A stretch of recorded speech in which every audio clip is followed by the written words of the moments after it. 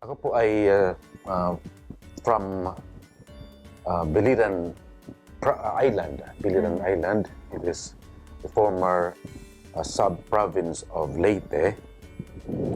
Pero in 1992, I think it became an independent province in itself. This is a provincial minister.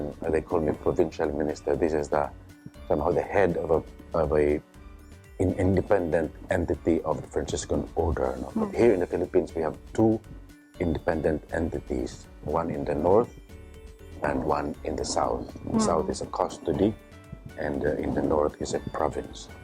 So I am the head of the Franciscan province of San Pedro Bautista, based here in Metro Manila, but all of Luzon. Primarily, you are the head of a group of Franciscans. No? You're the head of in the particular entity, and you, as head, you have at least a vice and four other counselors who will somehow govern, the whole we call the whole province, and it is both animating and governing our life as friars, as Franciscans. Of course, my family, my father, the whole family, my father and my mother are all both very religious. No? My father has always been the parish council president of the parish for many years. No? And sometimes he's a lay, he's called Monsignor. No? Oh. Sometimes with his motorcycle and with his jeep, at that time he's a doctor, so he goes around, and when he goes together with the priest, and it is a barrio, it's a local, it's a province, probinsya. So in this very place, he would go with the priest, the Franciscan priest, American, and before the mass, he would, also try to do some medical, assistance, mag-check up yung mga tao sa kanya. I actually first entered sa minor seminary. It was because at that time there was no minor seminary for the Franciscans. Yung natawag na high school seminary. Itong habit namin is pag we put like any vestment, di ba? Pag we put on, pag sa mga pari, we put on the vestment, the white vestment is we put on Jesus. Yes po. Ito sa amin, we put on Saint Francis or the poor Francis. Kaya yung itong kay brown or basta sackcloth ito nung una, pero ngayon cloth na lang ito. They call it pag talagang symbolically the poor Francis. No? Once we put on the vestment, we should be reminded that that is your life. No? Simple, poor. Francis, of course, Francis who also lived out the poor Jesus. No? So this poor Francis and the poor Jesus. So we put on the poor Jesus.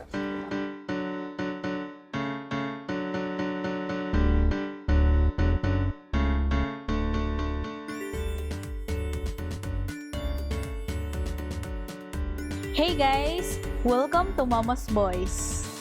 In this program, we will meet priests from around the globe. We will discuss interesting features of their lives, from their humble beginnings, their calling, the churches, and more.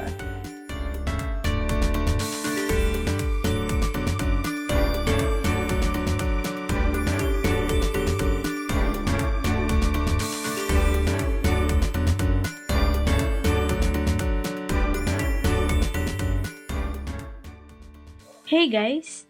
Today on Mama's Boys, Mama Mary's Boys, join us again as we continue to get to know more about Father Lino Gregorio Redoblado, OFM, Minister Provincial of the Franciscan Province of San Pedro Bautista, only here on Mama's Boys, Mama Mary's Boys. But sa aking I still have some free time, siguro talagang primarily ako talaga ay nagbabasa, reading. If I have time. Talagang dyan lang akong spiritual reading ng aking, and of course I'm into philosophy sa aking natapos sa Rome noon. So, and para kung if I have time only. So lahat ng pwedeng mabasa mo. Yun din ako yung aking love. No? No? Minimal lang aking wala na akong masyadong sports. No? Nagbabike lang ako, pero dito sa aming Area na. hindi ako lumalabas. Father, kamusta po kayo nung pandemic? Pandemic pa din po ngayon, no? Pero nung pong kasagsagan talaga ng pandemic. So it was really, well, to tell you frankly, I was not here in the Philippines during that time because in 2013 I was elected as provincial. Then in 2015 I was elected doon sa Rome as parang general councilor. Yes, Parang meron kami minister general, kung dito may so locally pero minister provincial, meron kami tinatawag ng minister general nandoon sa Rome. And but meron din siyang councilor. Yes po. So I was elected as a general councilor in 2015. So merong general chapter because I was a provincial then. So in one chapter meeting na-elect ako, napunta ako doon sa Rome. So naputol actually yung aking term as provincial minister. So from 2015 to 2021, nandoon ako sa Rome. And then in 2021, bumalik ako dito. And 22, na-re-elect na naman ako na provincial. But as I said, doon sa Rome, during the pandemic, talagang it was really a difficult experience for us. No? Kasi my work is to travel and in charge ako sa Asia. So I travel a lot. And then sa 2020, hanggang matapos yung term namin, nandun na kami sa... Hindi po hindi makalabas. Hindi na makatravel. Not because I just love to travel, but yung work, parang yung work namin ay related doon. Kasi you have to go and visit and animate. And parang wala yung lahat. So nandun kami. But it was also a very opportune time for us. No? Talagang, even for many religious, to ano ba talaga yung buhay natin? Reflect po. And it was really a time na parang we are religious and our life is to be with God and to grow in our relationship with God. At talagang nandun kami. Na-revive na yung ating buhay hindi naman dapat nakikita doon sa ating ministry, yung ating ginagawa. No? Kundi kung ano ba yung relasyon mo sa Diyos. No? Kaya maganda rin yung reminder sa atin. Yung parang yan ang mahalaga, yung relasyon natin sa Diyos. At kaya nga, hindi nga tayo talagang nakakatulog at nakakagawa nung dapat natin gawin. Kahit to serve the poor, wala din to serve the poor kasi hindi ka makakalabas during that time. So, yung panghawakan mo talaga yung pananampalataya mo sa Diyos na nandyan siya. We will still be with Father Greg after a few reminders. Stay tuned on Mama's Boys, Mama Mary's Boys.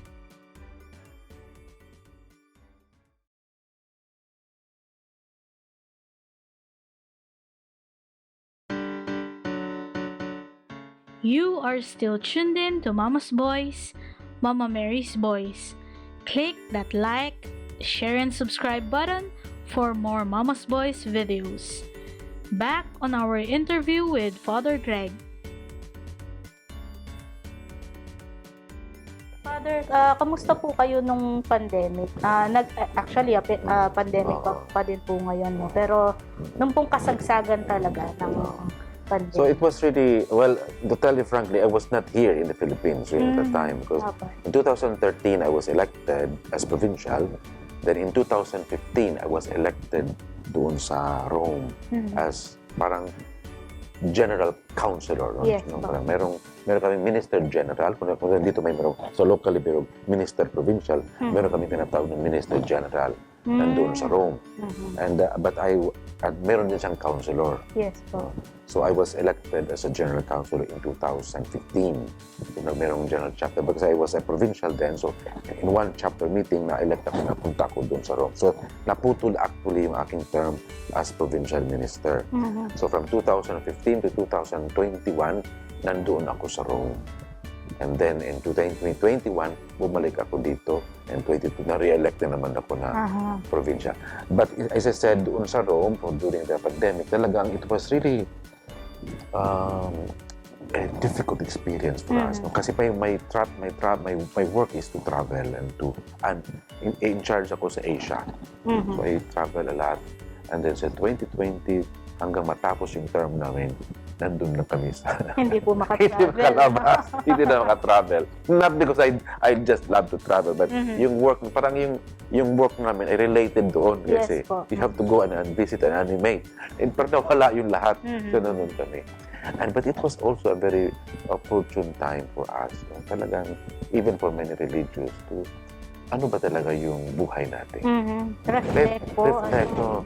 And that it was really a time na parang tama, we are religious and our life is to be with God and to grow in our relationship with God. At talagang nandun kami.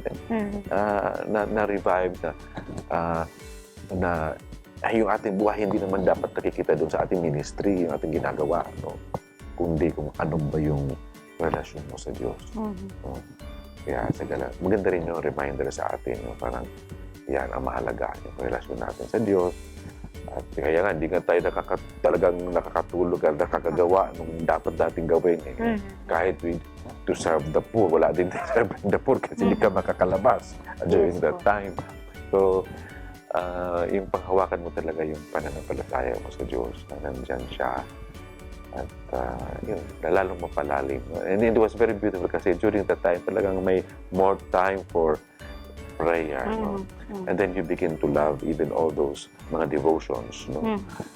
Na parang sa busy life mo, nakakalimutan mo na yung mga holy hour na yan. Yes, Minsan, dati, parang binabayaan na natin yan kasi magabat nandyan yan. Pero minsan, dahil busy ka rin talaga.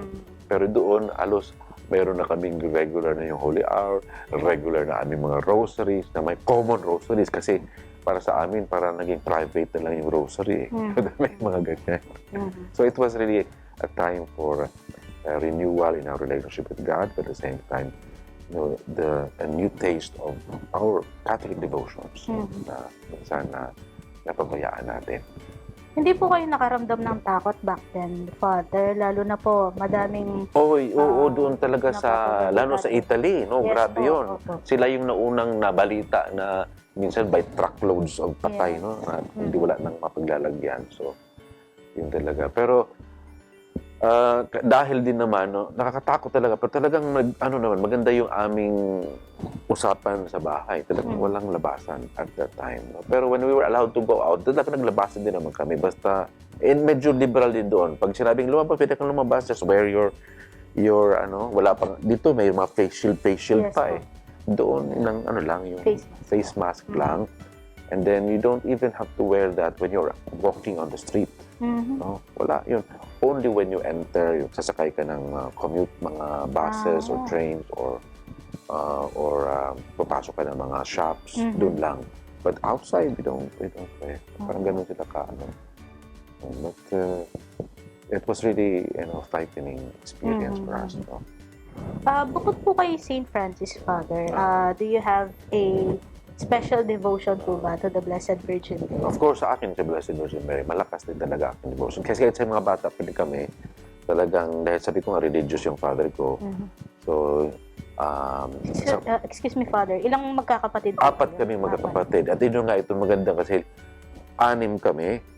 No, every day yung father ko talaga, pinagdarasal kami ng rosaryo. Lahat kami niyan. Community, para family prayer yan namin. Every morning, kahit ayaw namin gumising kasi before we go to school, gisingin kami niya lahat. Parang kahit nakaganugan pa, sama-sama kami doon sa kwarto ng father and mother ko. At dahil 6 kami, yung father ko talaga yung leader ng prayer. Yung mother ko yung first mystery, yung kuya ko, second ministry. Ako palaging third mystery yan. Tsaka yung may 2 kong kapatid na babae, yung isa ay 4th at saka yung 5th. No? First 3. Okay, parang wala na yun. Yun talaga yung aming role. Every third. Kaya minsan sa kapilyuhan din natin, no, tutulog muna ako, yung sabihin ko muna sa aking kapatid na pag na. Pagkatapos na, gagawin muna ako kasi gigising lang ako. Alam ko na yung aking dadasal. Third mystery lang ako eh. And I learned from my father, hanggang ngayon, pag dinasal ko yan, meron siyang, basta hindi lang basta Hail Mary, or mga mysteries, no? Like for example, sa joyful mystery, first joyful mystery is the Annunciation. At kinukunik niya doon yung obedience of Mary. Pag sinabi Annunciation, fiat, diba? Yes po. And then, pagdating naman ng second mystery, visitation, no? Pag sinabi, The second joyful mystery is the visitation, to obtain this love of our neighbor.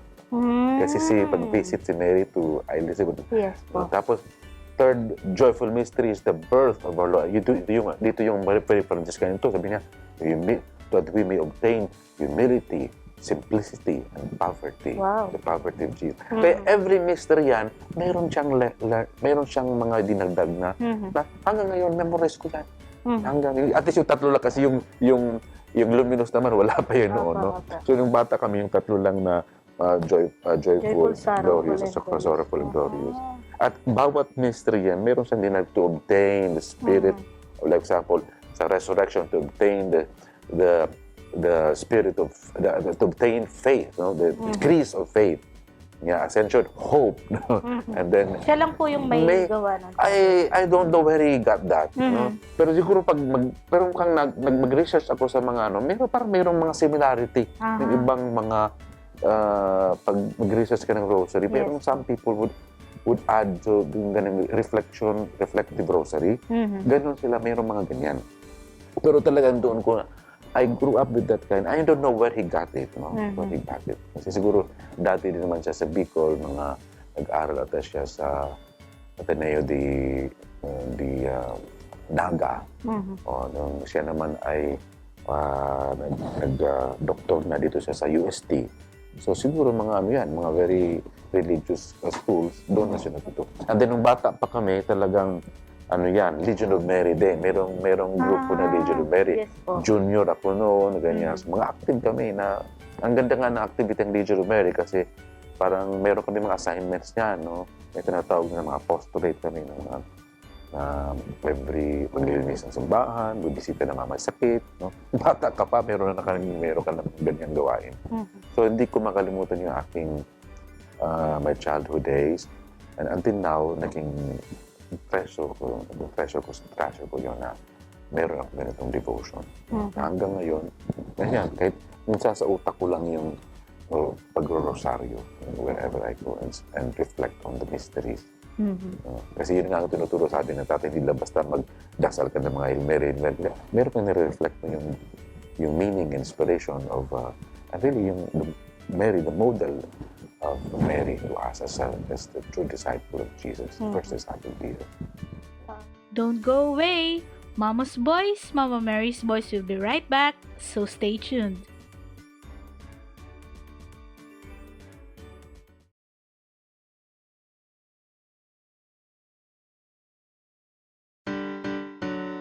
Hey there! You are still watching Mama's Boys, Mama Mary's Boys. Please like and share our social media accounts for more updates about Limang Siglo and on our Mama's Boys. Back on our interview with Father Greg. Father, what's your message po to the faithful? Para sa akin ay, as I said, siguro maganda itong ating palalimin natin ang ating pananampalataya. We continue to live a life of prayer. And especially yung devotion to the Blessed Virgin Mary. And I would like to suggest na yung ating pagro-rosaryo din, hindi lang basta yung parang lang. Dapat Say it lang po or memorize lang. Kundi talagang mapalalim natin yung ating pananampalataya. These mysteries are very beautiful to reflect upon. No? So, maganda na meron kayong prayer life, merong regularity ng prayer, kahit pagod kayo. Kasi I learned from this, no? Kahit wala kang gana, nandun ka lang, upo ka lang dyan. And that would really sustain you. And the same time, of course, in this society na lipunan natin ngayon, we should be to go out and be able to share our faith to other people. No? So in whatever way you can, through generosity or sharing or going out to the people. So malaga na meron din tayong nagagawa para sa ating kapwa, lalo yung mga mahihirap sa ating lipunan. So I would suggest that we should also do that. Yun lang naman siguro primarily ang ang aking masasabi. What's your message naman po to the youth po, especially po, Father, kung may nakikinig or nanonood po sa atin na gusto pong pumasok sa religious life, baka mahikayat po natin sila. It's a way of a vocation campaign na rin po, Father. No, so sa mga kabataan ngayon ay mahalagang pakinggan ninyo ang boses ng Diyos diyan sa loob ng inyong puso. No, marami pong panawagan ng ating mundo ngayon at siguro sa pamagitan ng religious life, marami pong mga pamamaraan. It can be sa diocesan clergy, or if you like, you can also go to the religious. Sa mga religious, talagang primarily ito yung pagsasabuhay ng mga inspiration ng mga santo natin. No? At through this naman, this life, is very beautiful and attractive. It is difficult, but it's beautiful. No? Difficult, but beautiful life to live. No? And I hope you can find meaning in your life by living this kind of life ngayon. So meron namang siguro kasi may mga panawagan yung mundo natin ngayon, no? Iba-ibang saan ka pupunta talaga, pero subukan ninyo yung buhay religious or life of consecrated, life of community life, no? Parang we support each other, we pray for each other, no? Doon sa loob ng community, and we also have opportunities to be able to serve other people, especially those who are poor. Okay? Lastly po, Father, to your brother priest, to this religious congregation. Sa ating mga kapatirang mga Franciscano, sa lahat siguro ng mga naglilingkod sa simbahan bilang pare o bilang religious, no, siguro ito yung ating reminder din sa atin that even this time, lalo ng pandemic, as I said, palalimin natin muli yung ating buhay bilang mga religious, no? And talagang challenge for us, no? Kasi as you know, mukhang marami na ring mga, sabi nating ano ba ito, yung parang naninira din, no, sa ating simbahan, o binabash na rin tayo ng mga tao. Pero the call is to authenticity ng ating buhay. Maging totoo din tayo. Naging kaya palalimin natin yung ating relasyon sa Diyos at maging totoo tayo. And a call really to certain kind of conversion and simplicity of life and dedication and commitment to the life we live. No? So, kasi maraming possible temptations around us. No? Kaya mahalaga na ipakita natin na tayo ay naninindigan sa buhay na ito, masaya tayo sa buhay na ito, at talagang nag-dedicate tayo sa ating panahon, sa paglilingkod sa Diyos at sa ating simbahan. Thank you very much po, Father, for this interview. Maraming salamat po sa inyo at sa pagpapakilala po sa inyo pong congregation, sa ating pong mga viewers. Walang anuman. Salamat din sa pag-imbita sa akin para makapagbahagi, no, sa ating sarili at sa ating congregation. May we request po for your final blessing po, Father. Okay, sige. The Lord be with you. And with your spirit. I will sing we call it the prayer for the blessing of Saint Francis as my blessing. May the Lord bless you. May the Lord keep you. May He show His face to you and have mercy. The Lord bless you. The Lord keep you. May He turn to you His countenance and give you peace. The Lord bless you. And may the loving God bless us all, the Father, the Son, and the Holy Spirit. Amen. God bless. Once again po, thank you very much po. Walang anuman. Salamat din po. We would like to thank the following.